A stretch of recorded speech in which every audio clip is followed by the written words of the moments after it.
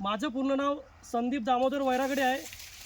मी गोरेगाव येथील नवदुर्गा कृषी सेवा केंद्राचा संचालक आहे। मी स्वतः BSc ॲग्री MBA करून 10 वर्ष अनुभव घेतला शेतीविषयक। नंतर गोरेगाव इथं दुकान लावली। तर आजच्याबद्दल बोलायचं म्हणजे आम्ही पहिल्यांदाच काय होते, रबी पिकाला जेव्हा आपण धान लावतो तेव्हा पाण्याची खूप कमतरता जाते, कारण जमिनीत जो पाणी आहे 350 ते 400 वर्षापूर्वीचा आहे। तर आम्ही धानाला एक पर्याय म्हणून मका लावायचं नियोजन केलं।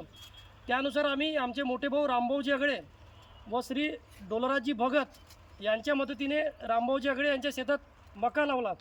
डोलराजजी भगत यांनी मक्यासाठी खूप मेहनत घेतली आणि आम्ही असं बघतोय की मका पूर्णपणे भरला आहे आणि उत्पादनही म्हणजे चांगला येईलच निश्चितच।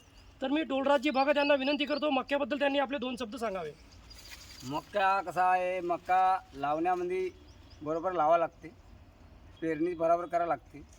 मक्याला पाणी कमी लागतो न, पाणी नंतर दिल्यास मग ते बरोबर निघते। त्याच्यानंतर खत द्यायचा आणि दवाई बी जास्त लागत नाही। आणि हे मक्का कसा आहे, लावण्यामध्ये पिकामध्ये चांगला आहे। धानापेक्षा मक्का लावणं चांगला आहे। धानाला रोग लागते, हे लागते ते लागते, मक्याला काही रोग नाही लागत। फक्त एक वेळा दवाई मारा लागते, बस झाला, दुसरं काही करा नाही लागत। आणि दुसरी गोष्ट काय, मक्का काढल्यावर आपला हा ढांडा आहे, हा ढांडाही आपण विकू शकतो। म्हणजे मक्याचाही पैसा होतो आणि ढांड्याचा पैसा होतो। तर हे पुढच्या वर्षी बी आम्ही मक्का लावू आणि असं कास्तकाऱ्यांनी लावायला पाहिजे। धानापेक्षा उत्पन्न चांगलं आहे याची, काहून की बला नाही राहत जास्त।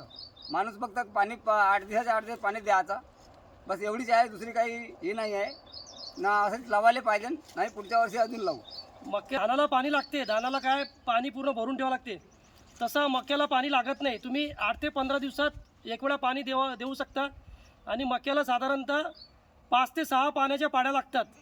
या शेतामध्ये आम्ही ॲडव्हान्टा 751 आणि 9933 न्यूजीनच्या या 2 व्हेरायट्या लावलेल्या आहेत। धन्यवाद।